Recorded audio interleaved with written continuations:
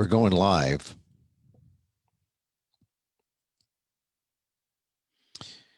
So we're going live. We're going to the Facebook page, and if you are watching me, then you know that, hey, he's live. He's live. And yes, in fact, I am live. Hi, everyone. This is Emil Guillermo. We are,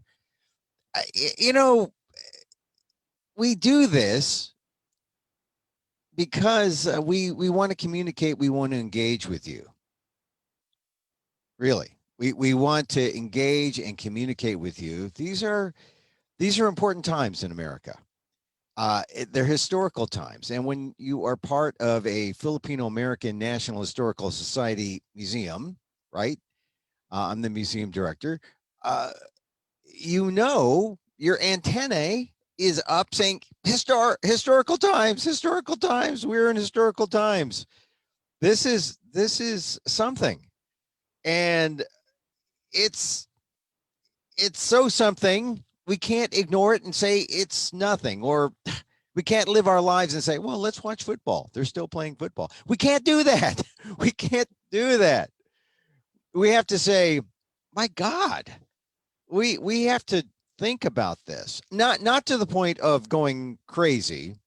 I don't use that term lightly, because there are some people who are just agonizing and anxiety ridden about this, or to the point of it is a mental health issue. I think you have to think about this.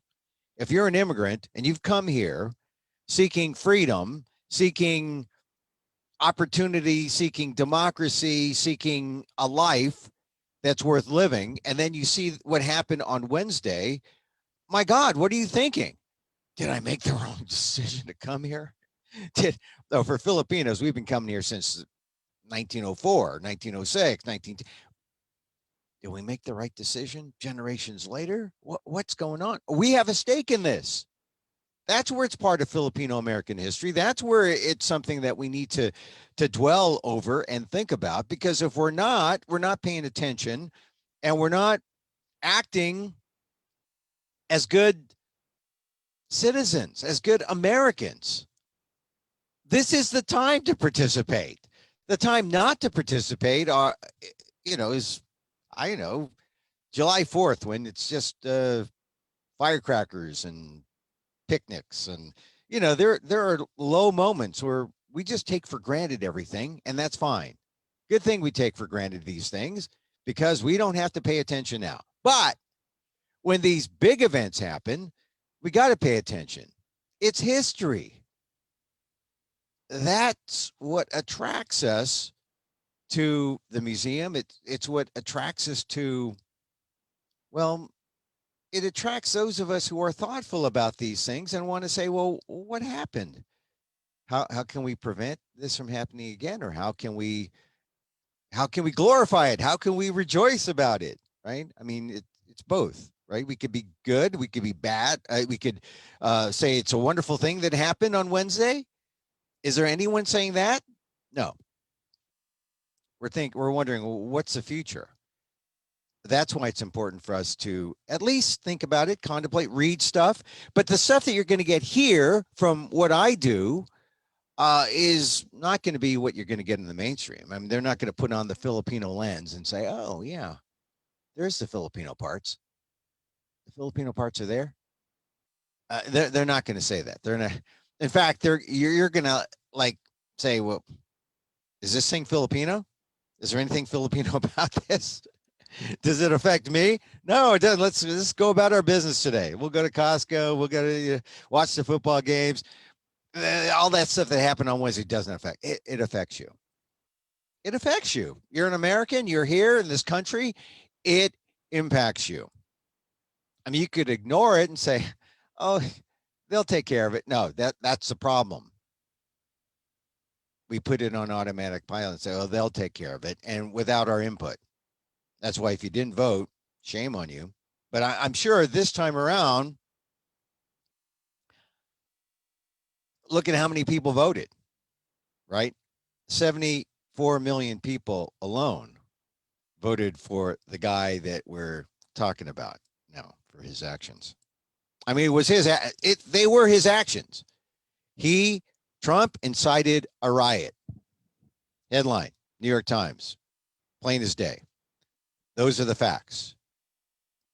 It happened on Wednesday, so now we can view it as history. Why? What did he do? Was it a riot? Yeah. Was it a Trump incites mob? Was a New York Times headline. Was it a mob? Yes. If you listen to my discussion with Dan Gonzalez yesterday, we go over that, the importance of mob. It was a mob. And what does mob bring to mind? Lynchings that happened to blacks in the slavery days, to Filipino Americans in the 1920s and 30s in the Central Valley. Mob. If you look at the term lynching equals mob. You don't even need a noose. Lynching just denotes a mob going up against power or using their power to suppress, take over. Definition. So there's a lot to talk about still. I know that you say, oh, Emil, you went on yesterday with Dan. It's important because this is the discussion. Dan's a professor at San Francisco State. And, this is how we came to, this is how you come to learn about these things that are happening that are important to learn in history. And I'm fortunate to have Dan as a friend who will come on and talk and share his views, which are important. Filipino American views, both of us. Filipino Americans talking about this. And where are you going to get Filipino Americans talking about this, right? At Goldilocks, at the cafe, with your mamon and your coffee. Yeah. But this kind of conversation needs to be shared in public. Would those people come on public, come out in the public domain and talk about these things? No, they'll usually just, oh, that's good. That's good. Quiet. So there's a responsibility, though, to let people know that we're talking about this. That's the whole thing about the ethnic news, about Balitang, about Philippine ethnic media. Inquirer.net, where my column will be published. Asian American Legal Defense and Education Fund website, where my column will be published. It's a reason why, look, some people say, and I must say this, views expressed here on this program that you're listening to or watching on wherever you're watching it, we're pretty agnostic about where it goes. It can go, but primarily we're doing this because the Philippine American National Historical Museum is closed. And this is an engagement to talk about the history of the day. We do it right here on our FANHS Museum Facebook page and also on the FANHS YouTube site and also on my amok.com site. But the whole idea is the discussion would happen if the museum were open. I mean, we're doing this now. We would talk about other things, but we do it now because the museum's closed. But we wish to engage you in history. The history is where you are. It's like what I like to say. History is your life now, in the now. And the fact is, this discussion would happen at the museum if it were open. I mean, we would have other people on, maybe. We would have, when we have lectures and experts come in, they are free to express themselves and talk about things that maybe some of us don't want to hear. But that's why we welcome your views. Put it in chat as I talk now. We'll address them. And if you'd like to come on and talk to me about them, please do. But the idea is, all right, these discussions would happen at the museum if we were open. I mean, we don't just show you an asparagus hoe and say, hey, look, here's an old asparagus hoe. Isn't it cute? We don't just say that without explaining what that meant, that short-handled hoe, what it represented to our community, what our people had to do to hold that hoe. We're not just a holding place for artifacts. We're also a place to tell these stories, to reflect on what this all means to us as a Filipino American community. So, the events of the day, you may not see them expressed or discussed in the mainstream media.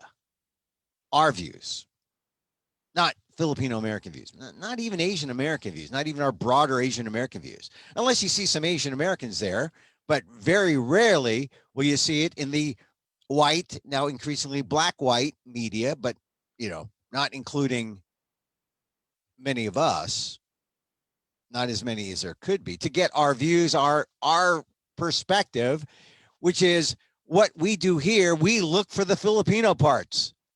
They are there. Believe me, they are there. The gatekeepers will say, oh, they're only important to Filipinos. No, it says something about all of us. It says something about all of us entirely.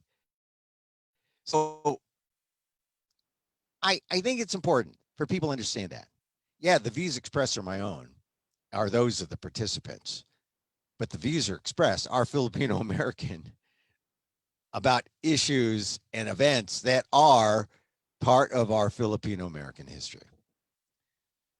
And that is what January 6, 2021 is about. Boy, now, just like we're going to talk about 9/11, you know instantly what 9/11 is. Just like we never forget December 7th, 1941. We are not going to forget January 6, 2020. You're not going to forget it. And if you do, shame on you. January 6, 2021. We need something fancy like 1/6/21. I like that. 1/6/01/06/21. Nah, forget the O's. 1/6/21. Or maybe we just say 1621 as a mnemonic.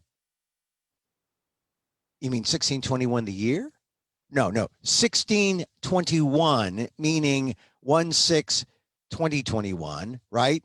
But the reason why 1621 might be helpful, might be useful, is because 1621 sounds like it's part of the continuum of 1619.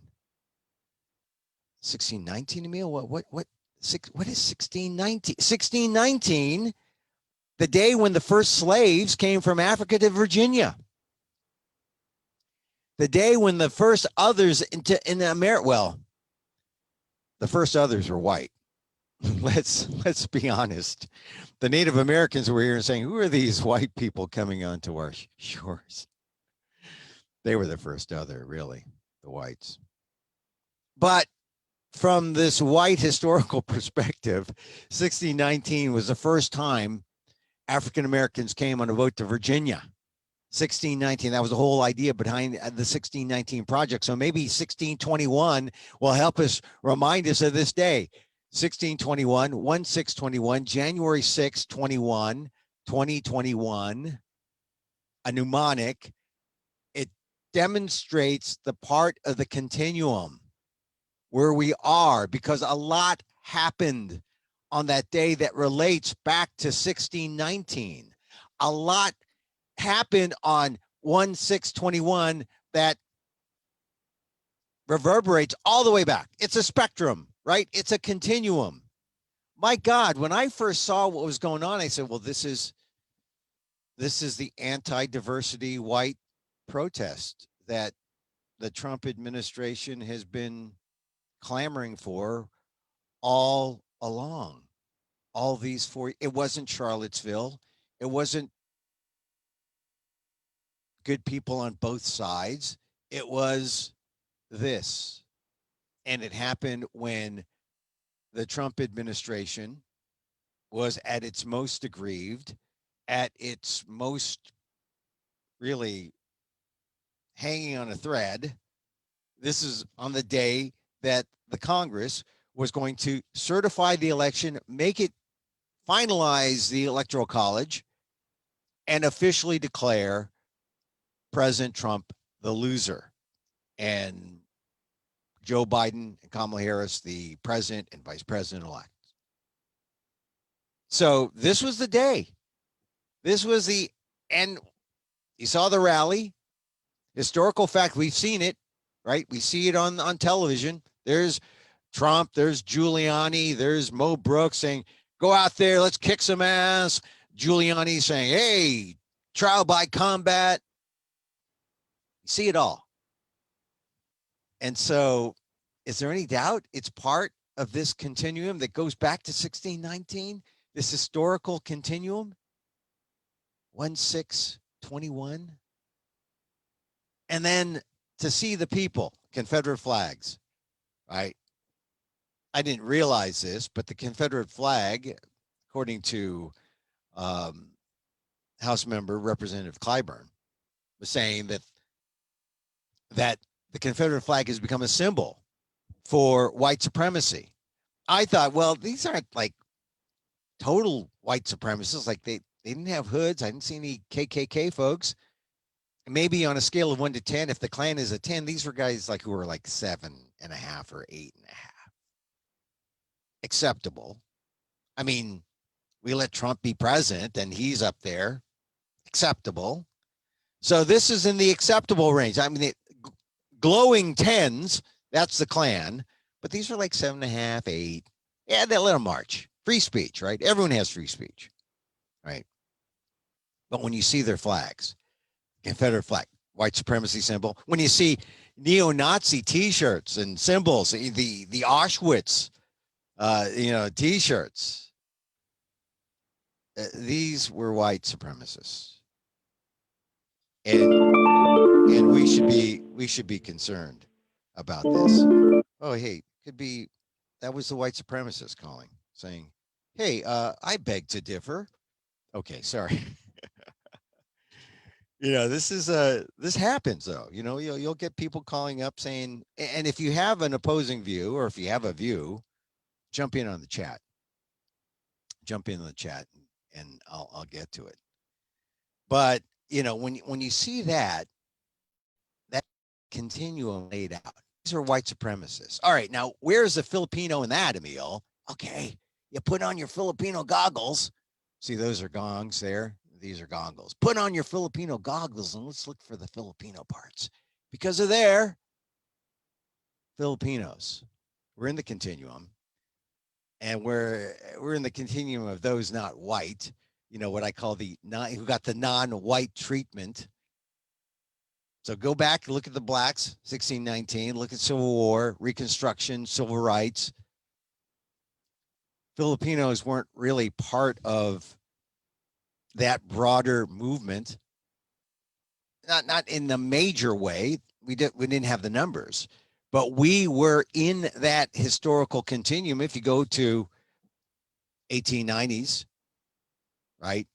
And you talk about the revolution, you talk about the colonization of the Philippines, and you talk about 1904, the bringing of the Filipino savages to the World's Fair to say, hey, look, these people with their gongs and their spears, they deserve colonization, right?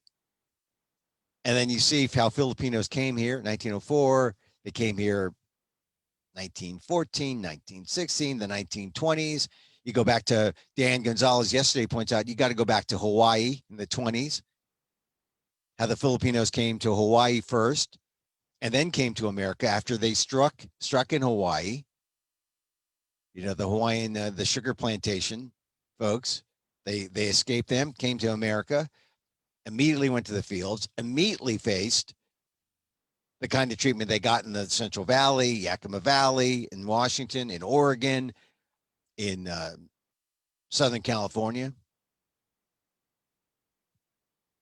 We're part of that continuum. And you think about that spectrum, don't kid yourself. The Filipino parts are there historically. What are we going to do about it? I mean, it's not apparent, right? You see people marching and are marching to Congress and breaking down the doors. You say, where are the Filipino parts in that, Emil? Well, they're coming for us. They're coming for us. As I mentioned yesterday with Dan Gonzalez, I mean, go back to those taxi dance incidents in Watsonville that ended up claiming Fermin Tabera in 1930. Those people in Washington on 1/6/21, they're coming for us. And don't think, well, yeah, I mean, that's history, but you know, that's way back. No, this fomenting of anti person of color, anti other, right? This white supremacist frame of mind has been around forever. Filipinos faced it in the 20s and 30s in California. Fermin Tabera's death in 1930 in Watsonville, just the prime example. But throughout Stockton, you know, the bombing in Stockton, there were lynchings, of course. It was a period of time that I call the presence of Jim Cropino in California. I mean, no one talked about it because Jim Crow really doesn't come in. Well, Jim Crow was in effect with Reconstruction. But when you see signs that say absolutely or positively no Filipinos allowed, what's that? That's us. So we're part of this historically, but let us not forget, because we have a third of our Filipino American population who are Trump supporters, and I don't want to leave them out. How do you look at them? You just look at them historically and say, well, all right, we got this happening to Filipinos historically, Filipino Americans historically, but you have, hey, free country. People come here and for whatever reason, they have their views and they have a right to them. And they're like 30% of Filipino Americans who were Trump supporters. The question you have to ask is, even now? Even now, do they support President Trump? And even now, after all this, I also pointed out in yesterday's conversation that probably one of the baddest Trumpers, one of the most violent Trumpers, was Filipino. Cesar Sayoc, South Florida, Louisiana. Look at his story.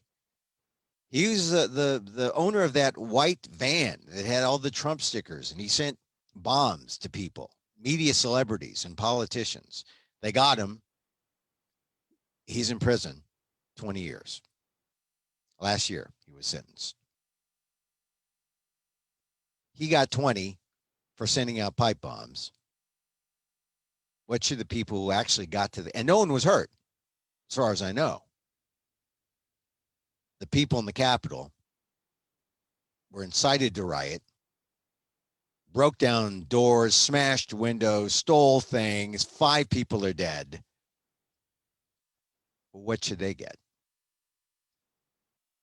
They threw the book at Cesar Sayoc, half Filipino. I'm not saying he didn't deserve it, but isn't it interesting? Here he is.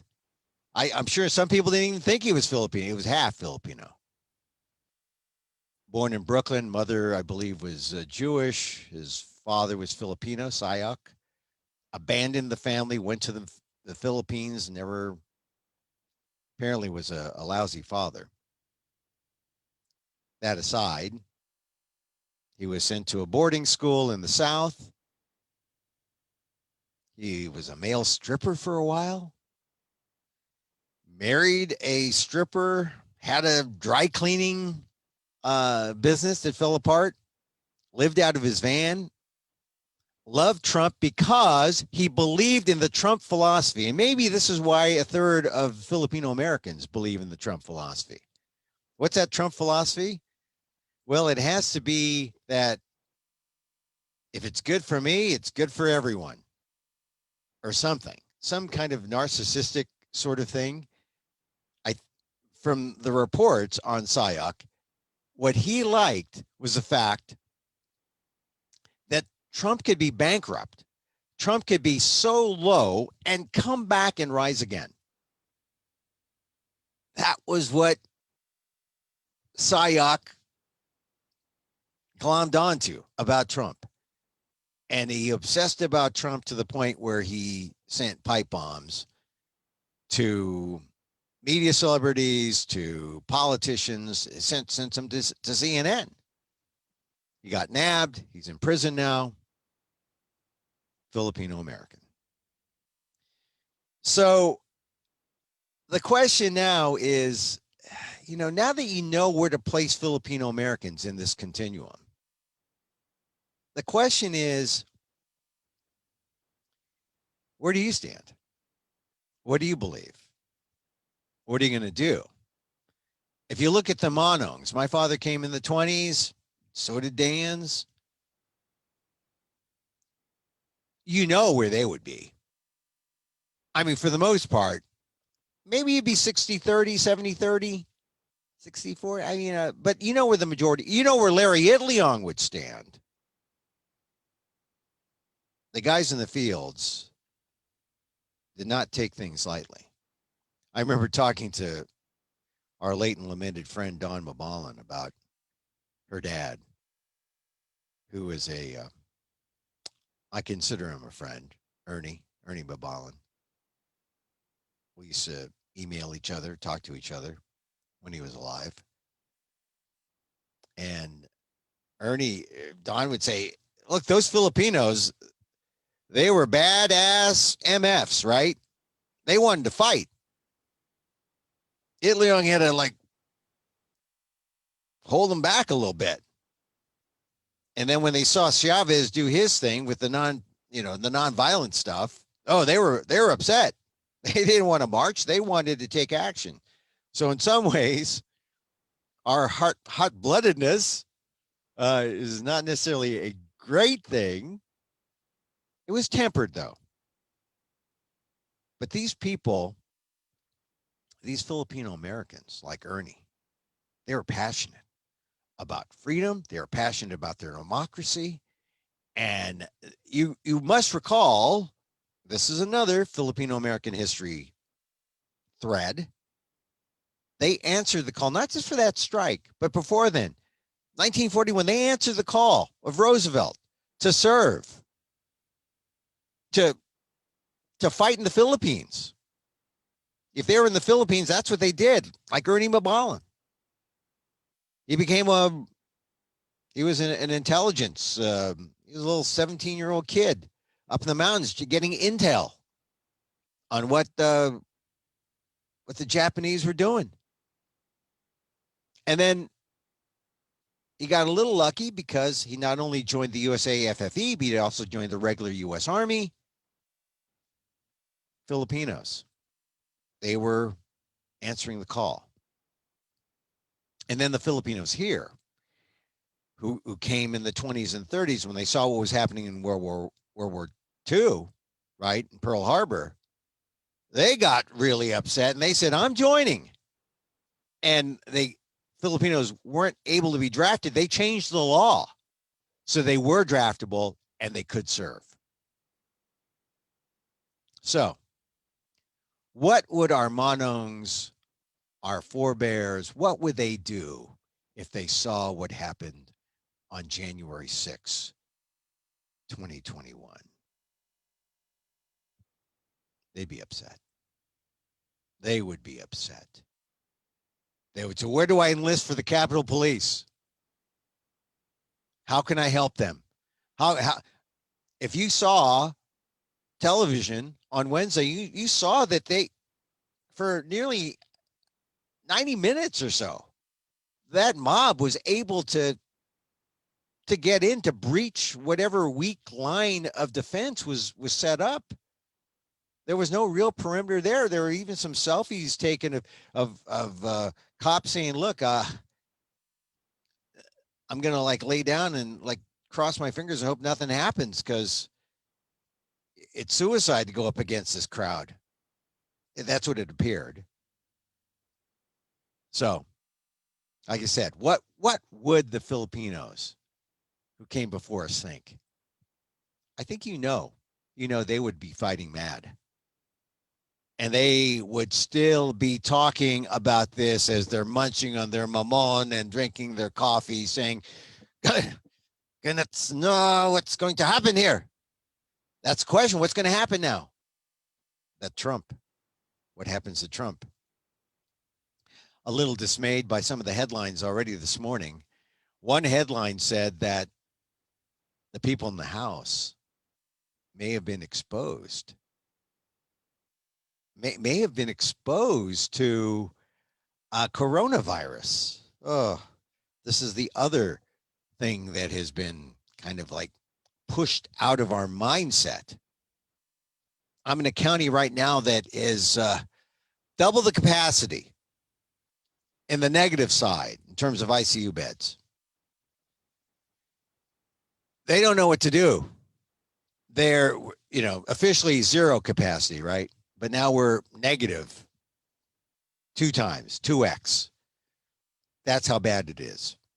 It's bad in San Joaquin, the San Joaquin Valley sector that they're calling in on the COVID map here in California. It's bad in Southern California. It's worse in the Bay Area now. Bay Area is now to like 3.5%. This is urgent. California is where the most Filipinos are in the nation. California is ground zero. So we got to think about not just patients, but we got to think about the frontline workers who are Filipino. Oh my God. And to think it was about a year ago in February, March, right? We're coming up to a year that I talked to a nurse, Filipino nurse in Elmhurst, Queens. And here I was in California, not really fully understanding what he was going through when he was at ground zero. And you can go back in our Facebook Live videos. My interview with him is there. I've lost touch with him. I've reached out. Don't know what his health is. I hope he's all right. But this is the situation we find ourselves now, the week of January 6, 2021, and the aftermath of January 6. I mean, certainly this is a milestone, landmark moment, and we're about to see some more history happen. I mean, I don't know what it is about Trump, but he always uses the phrase, like nothing we've ever seen. That's not necessarily a good thing. A virus like nothing we've ever seen is not necessarily a good thing. A president like nothing we've ever seen is not necessarily a good thing, unless he's doing something to help all the people and we feel all better about what we're doing in our country. I'm sure that's true with a very, very small percentage of Filipino Americans. 1%, like the general population. And then what about the 99? To relate it back to Filipino American history, I recall when I first went to the Philippines. I was born here in America, but in 1983, I went to the Philippines. I couldn't believe how it was there was that 1% and 99%. Where was the middle class? There was barely a middle class. The middle class are people who make, I don't know, pay a few pesos. I mean, the average income in the Philippines in 83, not much different than it is now. I don't believe. But all you know is when I call up on my Visa bill and I get a call center person, I say, are they paying you in dollars or pesos? And they say, pesos. And I say, well, you know that late fee? See if you could keep it for yourself. That's a shame that they're being paid in pesos and not dollars, a big American company on those call centers. No middle class, but that's middle class. Call center job. They got some money. They could take the jeepney to their work.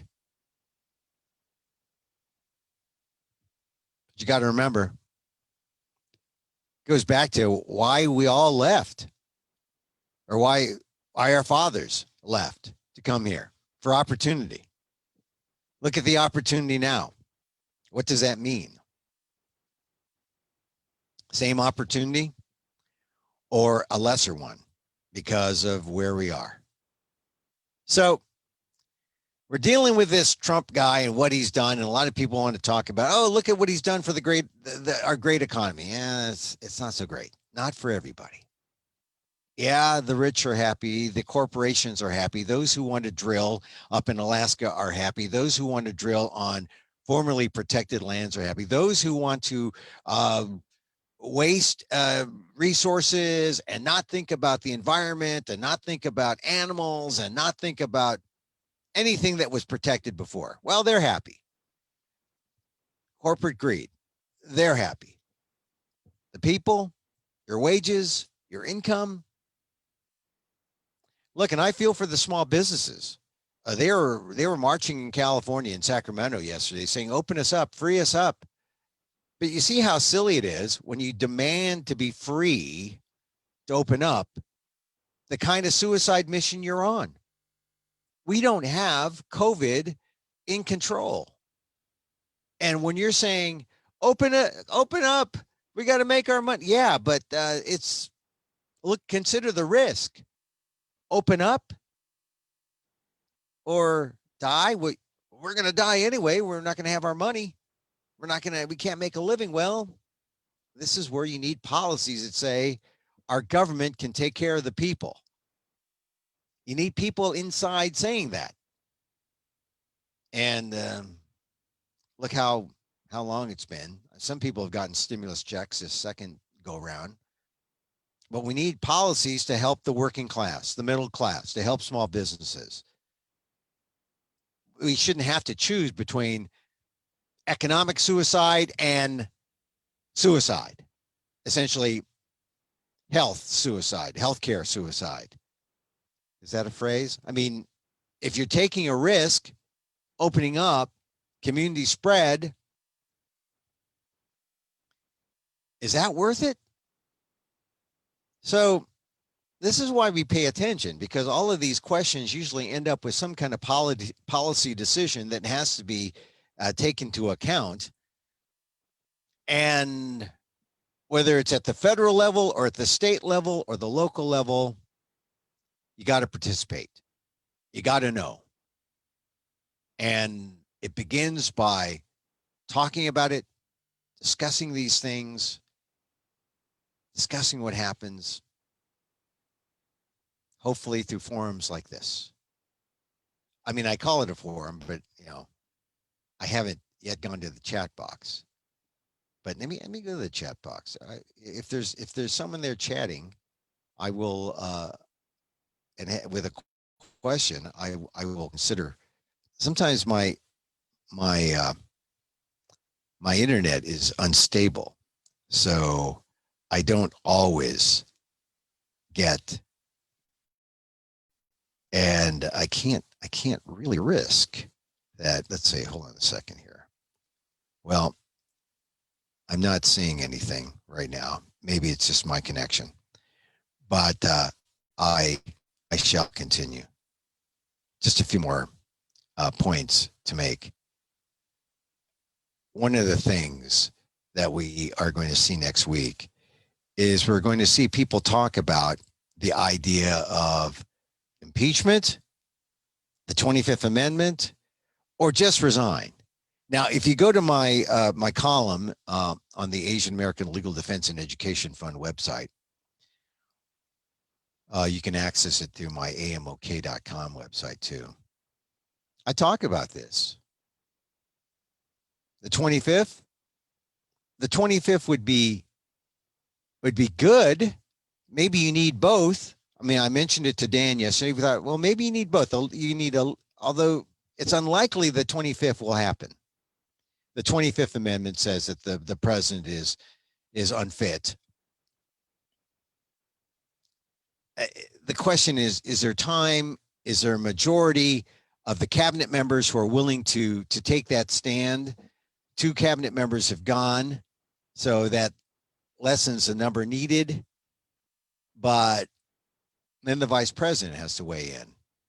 And the vice president has been, well, love him or hate him, Pence has been like the doorstop. He's been like the Trump doorstop. And I'm wondering, there's reportedly not talking to each other, Trump and Pence, but maybe the vice president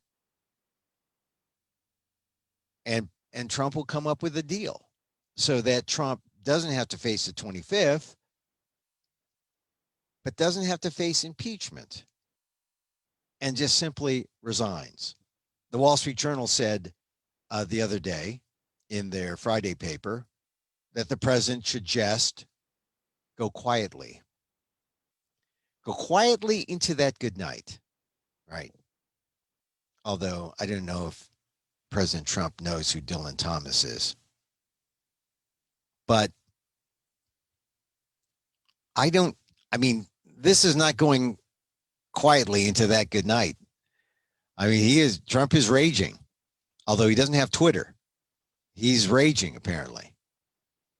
I just don't see impeachment. Well, I don't see the 25th. I see impeachment as a possibility. I said in my columns that the Congress can do anything it wants. They can streamline things. They could say, look, we don't need an investigation like we did for the first impeachment. We don't.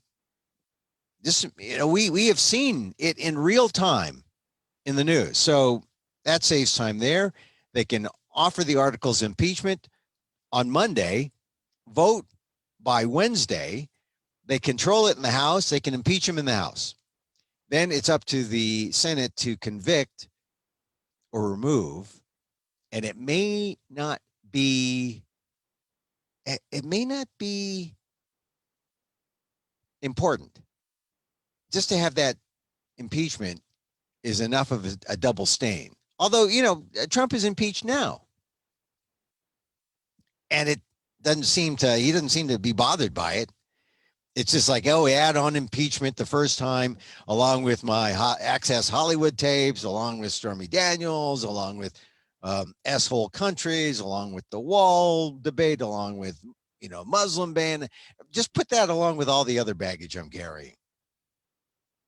I don't really, he's not bothered by it, right?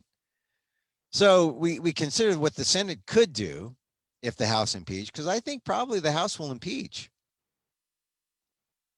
What the Senate will do is interesting, because the Senate could say, we're not going to do anything until the next administration, and then we could see this very same thing. Another march, another act of violence at the beginning, marring the beginning of the Biden presidency. So this is where the politicians are going to have to dig deep and say, what do we want? Send a message? Already I'm seeing people say, trying to figure out the political calculus. Oh, maybe we wait. We wait the first 100 days, and then, because once an impeachment is started, we bring it up and we go after Trump retroactively to, we don't remove him, but we convict him. And now he's not the impeached and, you know, he's not just impeached by the House and acquitted by the Senate. He's now acquitted, or he's now convicted on the second go round. That's one possibility. But how will we feel in 3 months when we'll have potentially 4 or 500,000 coronavirus deaths or coronavirus cases? I mean, we're already at what, 252,000? They're saying 500,000. We have we had 3,200 deaths just yesterday. Oh, I misspoke. We had 3,200 deaths just yesterday. We're going for 500,000 deaths in, you know, by February, March. That was the estimate. And the way we're going, wow, we're ramping up. How are we going to feel then? Are we going to be thinking about Trump? What's he going to be doing? What are the people who rioted? They're not going to go away. That's the other big question. They're not going to go away. And all of this impacts us because we're living in the US, Filipino Americans, and we want our government to act in an orderly way because we've got lives to lead in all these areas, you know, our healthcare, our jobs, our economic security. People have businesses. We want things open and running, or as open as much as they can. We don't want to be distracted by Trump and all these Trumpniks who are out there wreaking havoc on our democracy.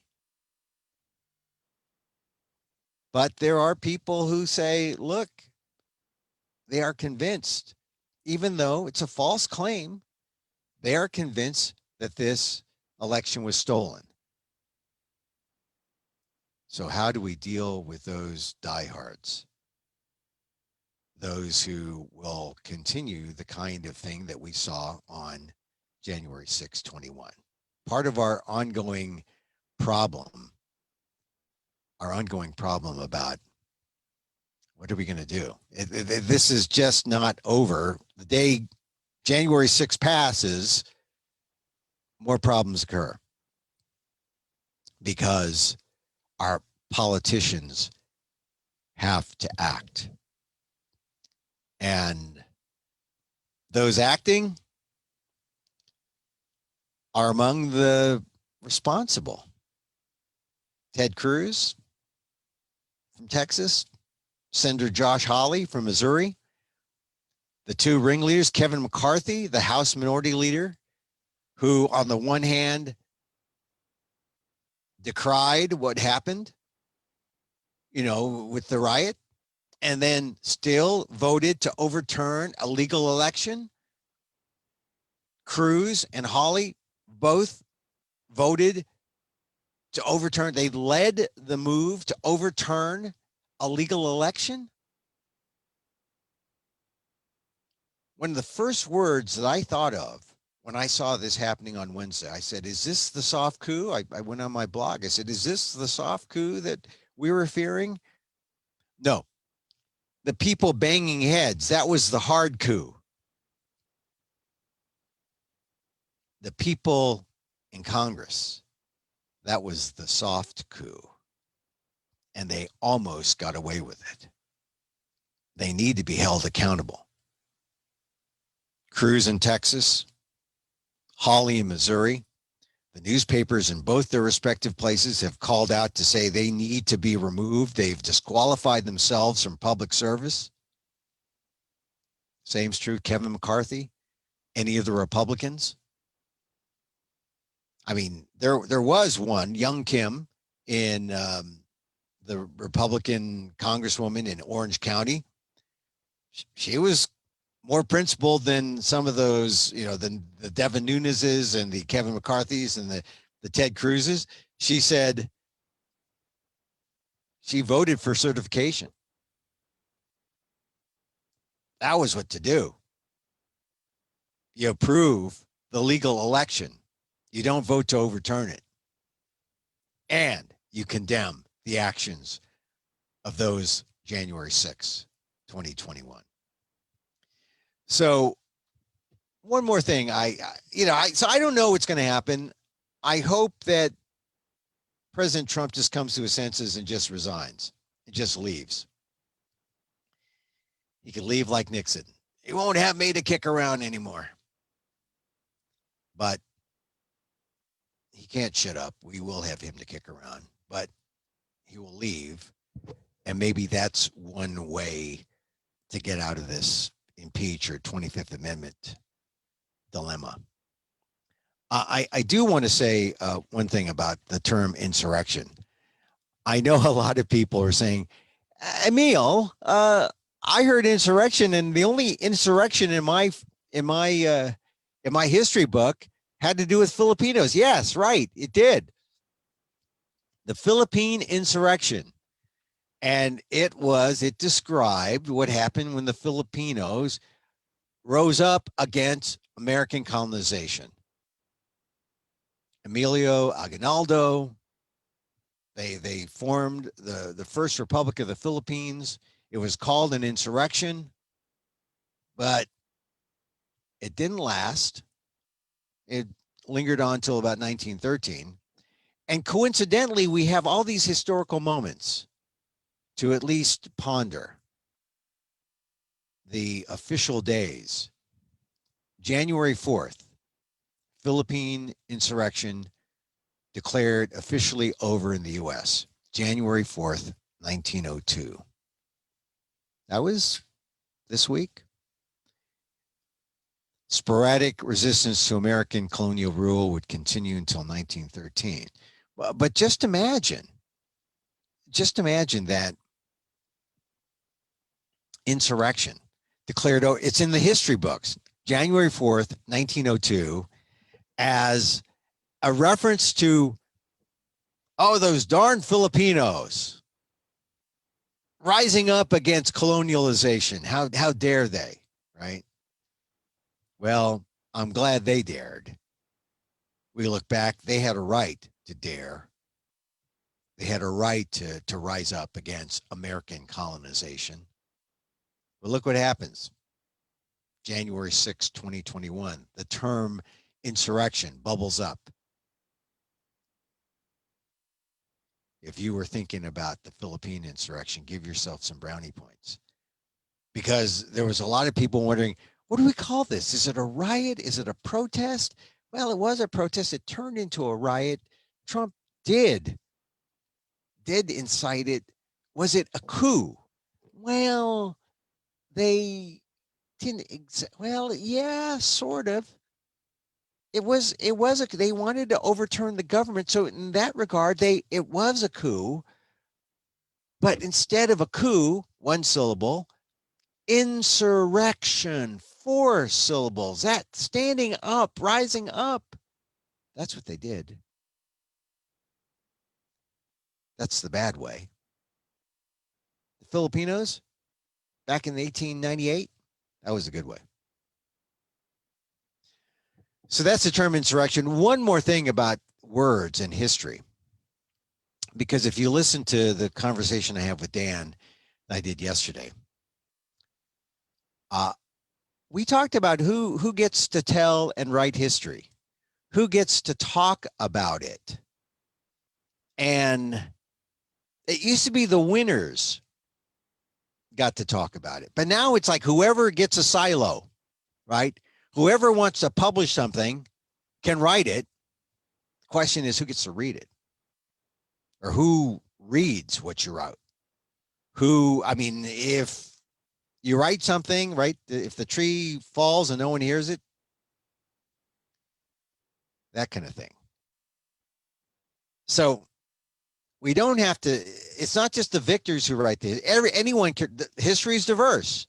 The question is, which history will win out? Which history will be given the nod to say this is the best history. This is the best. These are the best available facts.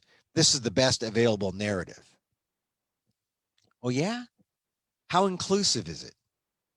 How many different perspectives does it have? Because this is why there's a Filipino American National Historical Society Museum. Because when will you see Filipino anything in any museum? Until we erect a museum and say, here, this is our story. That's the importance of these kinds of discussions and investigations, the history. So the word insurrection, we were talking about how history, how we look at the words, how we choose these words, it's important because that's the stamp that marks the event. You look at pictures about January 6, 2020, it was a riot.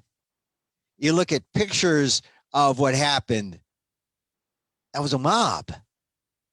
That wasn't a friendly protest, good people on both sides. That was a mob of white supremacists, or at least led by white supremacists, angry at diversity, angry at losing their jobs, angry at losing their foothold in American society, angry at all these minorities taking over, right? The other taking over.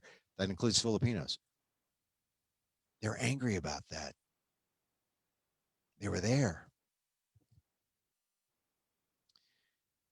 So the term insurrection sticks, as I mentioned just a minute ago, because it was an insurrection.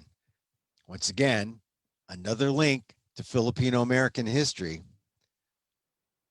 On January 11th, the U.S. Library of Congress changes its subject heading of Philippine Insurrection to Philippine American War, 1999. Just a few short years from today, right? 1999. So what, 22 years ago? They said, hey, you know that Philippine insurrection? Well, it's a good thing. It's not really an insurrection. It's more like a Philippine American war. Well, we killed all those people. I mean, 1 million Filipinos. I mean, that's, when it comes to numbers, it's almost like counting people at a Trump inauguration. It's open to debate, but it's flexible. It can go from a couple 100,000 to 1 million if you count Filipino civilians. And if you only count, military deaths versus all deaths. So it gets to be a political debate. But the fact that in 1999, January 11th, 1999, the Library of Congress says, hey, you know what? This is not the Philippine insurrection. This is not a band of Filipinos rising up. This was a full-blown war, the Philippine American War. And when I talked to Dan about this yesterday, he said, it's funny. It's not the Philippine American War because the Filipinos fought, but the U.S. came to the Philippines. The U.S., they instigated this whole era. They were the imperialists. It should be called the U.S. Philippine War. They own it. Their name should be first. The Philippine American War sounds like, oh, well, maybe did the Filipinos, did they win? Was that to denote that the war took place on Philippine ground? This Philippine American War, it didn't take place in Stockton, although there was war against the Filipinos in the Central Valley. Ultimately, bombings, lynchings, murders. There was a kind of war. And when the Filipinos were singled out, right, by the laws to be repatriated in 1934. The only, as Dan pointed out, the only were us and the Latinos, I believe Dan said, were the only groups to ask to be self-deported. My father was around. I never asked him about that. I didn't know about self-deportation. But I assume, like a good many Filipinos, they just stuck their head down. Tried not to be seen. So, just another important marker in history. You know, words count. Philippine insurrection turned into the Filipino American War. It really should be the U.S. Philippine War because they were the instigators. The U.S. was the instigator. But like I said, it's another marker in history. And now coming up to this new week, we have another marker. I mean, we'll see if we're going to have an impeachment. We're going to see if we're going to have the express lane impeachment. You know, would you leave with 9 items or less? We're going to see if we get this quickie impeachment. I mean, you know, people have quickie divorces. Remember those? Maybe that's what happens. Or maybe we get the impeachment and then it just sort of lingers on Mitch McConnell's desk, along with all those other acts of the House, the bills and the proposals and the laws that were to help the working poor, that were help the working class, to help the middle class, that just lay on the floor of Mitch McConnell's office, dead on arrival. He didn't act. He just let them die. I don't think you can do that with this. This is too important because it affects everybody, because it affects the future of our country, because Trump has to be held accountable, and the people whom he lied to have to know the truth. The 74 million people who voted for Trump need to know that he lied, that there was no election fraud, that there was no election theft, that Trump was not a victim, that if anyone, they were victimized by him. And then what? How angry will they be? And will they be angry at all of us for telling the truth? Or just angry at Trump? Focus their anger where it needs to be. Because they should be angry. They should be angry at Trump. Although, what happens to them now?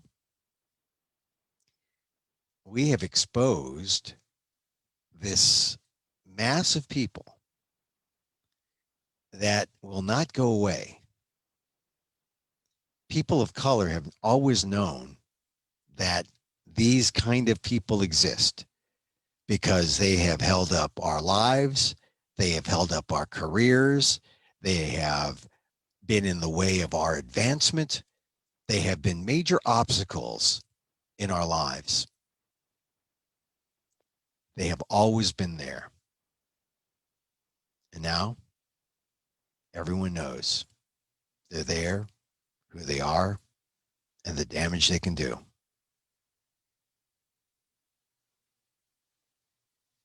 Time for our leaders to take the appropriate action. Hold Trump accountable. Hold those he lied to accountable for their actions.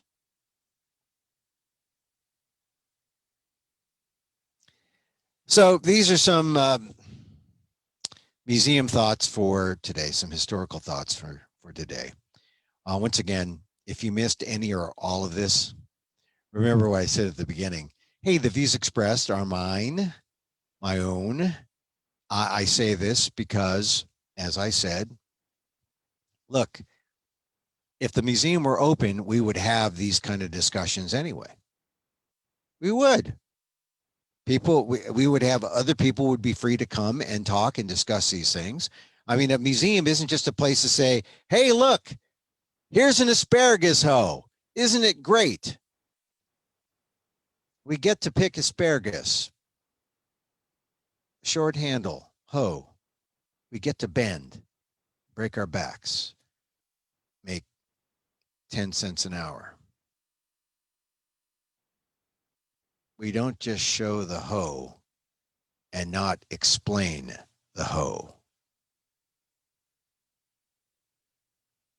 We talk about history, real things. That's what we're doing. So I thank you for this opportunity.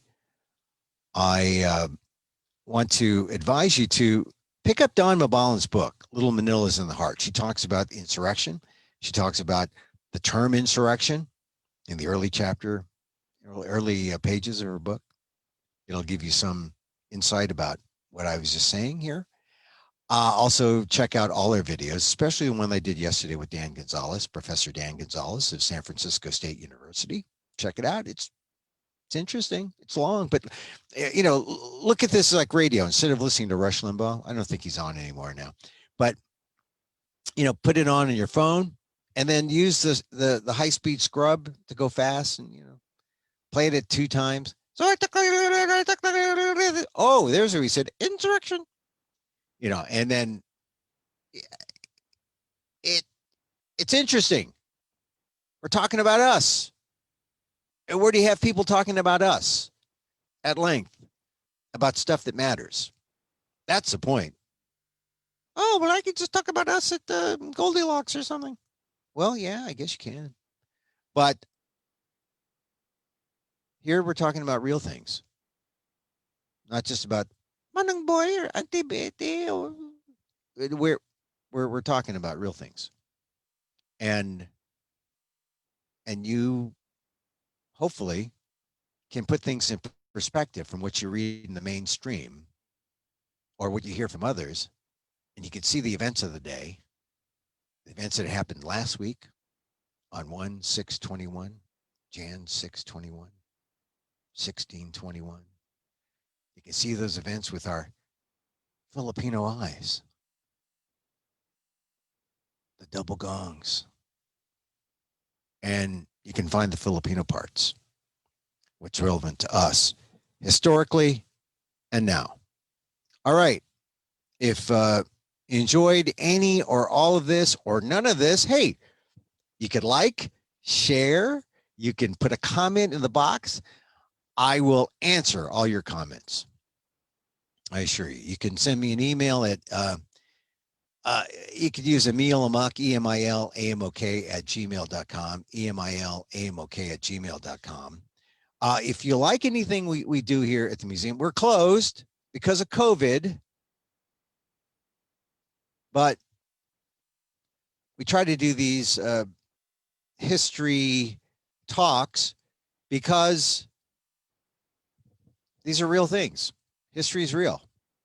Like I said, we don't just show you the hoe, we talk about the hoe, the asparagus hoe.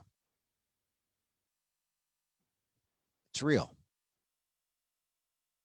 So your donations are always welcome.